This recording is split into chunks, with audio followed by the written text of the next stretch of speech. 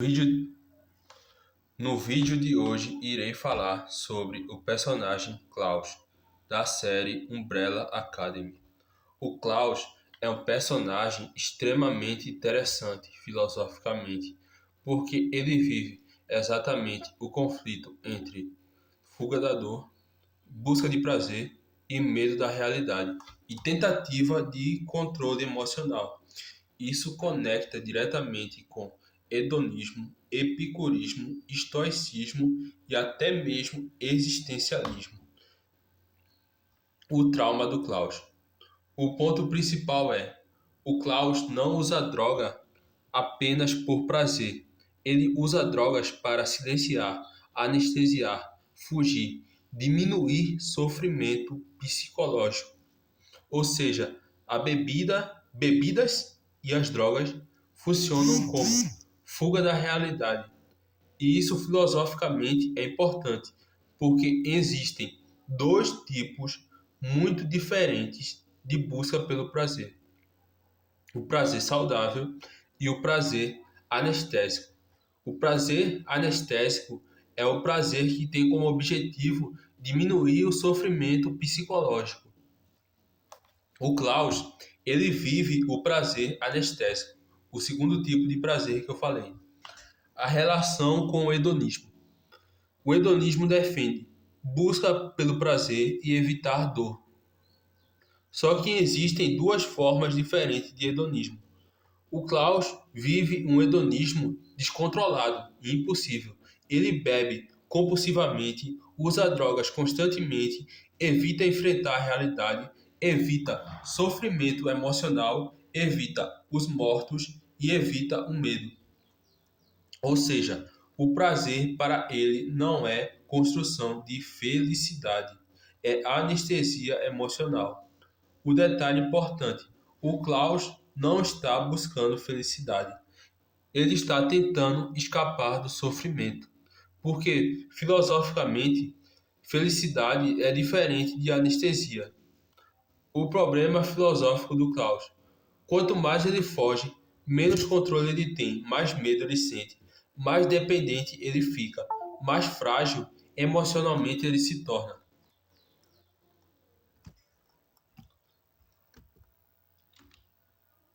Mais frágil emocionalmente ele se torna. Isso é o oposto do estoicismo.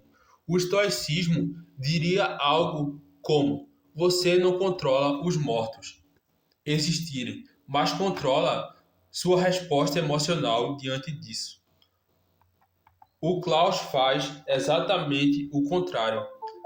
Ele tenta controlar o sofrimento apagando a própria consciência, fugindo da percepção, entorpecendo os sentidos. O estoico tentaria aceitar a realidade, desenvolver resistência emocional, treinar a mente, enfrentar o medo e construir estabilidade interior. O treinamento no cemitério. O pai dele fez algo brutalmente estoico, porque o treinamento basicamente força exposição ao medo, confronto direto com o sofrimento e resistência psicológica. Isso lembra práticas estoicas antigas, que seria contemplação da morte, enfrentar desconforto, aprender a suportar dor psicológica. Só que no caso do Klaus, o treinamento foi traumático, extremo demais. Então, ao invés de criar sabedoria, criou terror, ansiedade, fuga, dependência. O Klaus sobe. A parte mais filosófica do personagem é exatamente quando ele fica sóbrio, porque aí acontece algo muito importante. Ele para de fugir. E no momento que ele para, o sofrimento aparece, a dor aparece, os mortos aparecem, o medo aparece. Mas junto disso, o controle cresce. Ele passa a controlar o poder dele, a consciência cresce, o domínio sobre o poder dele cresce. Isso é uma metáfora estoica perfeita. O estoicismo é um pouco de dor. O estoicismo não promete ausência de sofrimento, ele promete capacidade de suportar sofrimento sem ser destruído. E o Klaus começa a desenvolver isso quando encara o medo, permanece consciente, aceita sentir dor, para de fugir totalmente. E onde entra Epicuro? Aqui existe uma diferença muito importante. Muita gente acha que Epicuro defendia excessos, vícios, prazer sem limites, mas isso está errado. Epicuro defendia equilíbrio. Para Epicuro, o maior prazer era paz mental, equilíbrio, ausência de sofrimento desnecessário, ausência de dor desnecessária, tranquilidade emocional.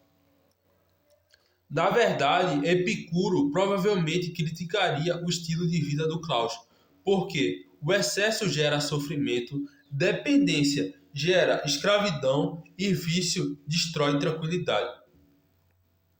O Klaus é anti-epicurista em vários momentos,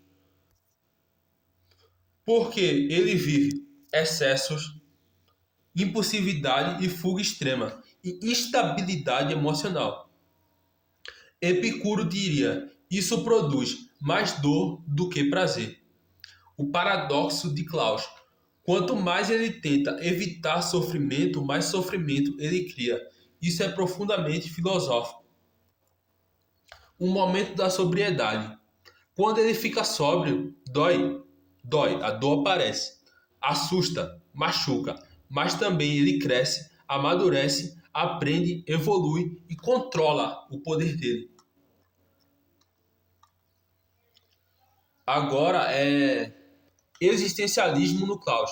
O Klaus vive um problema existencial pesado. Como continuar vivendo quando a realidade parece insuportável? A bebida e as drogas viram fuga do vazio, fuga da morte, fuga da consciência. Mas o existencialismo diria: fugir eternamente impede o indivíduo de construir significado real. E o crescimento do Klaus acontece exatamente quando ele sofre conscientemente, aceita a realidade, encara o absurdo e continua vivendo mesmo assim. O Klaus, no fundo, o desenvolvimento dele exige terra, ou seja, estabilidade, aceitação, consciência, presença, controle emocional. O que o personagem representa filosoficamente? O Klaus representa alguém tentando destruir a própria consciência para escapar da dor, mas aprendendo lentamente que consciência dolorosa ainda é melhor do que viver totalmente anestesiado. E isso é um conflito exatamente humano.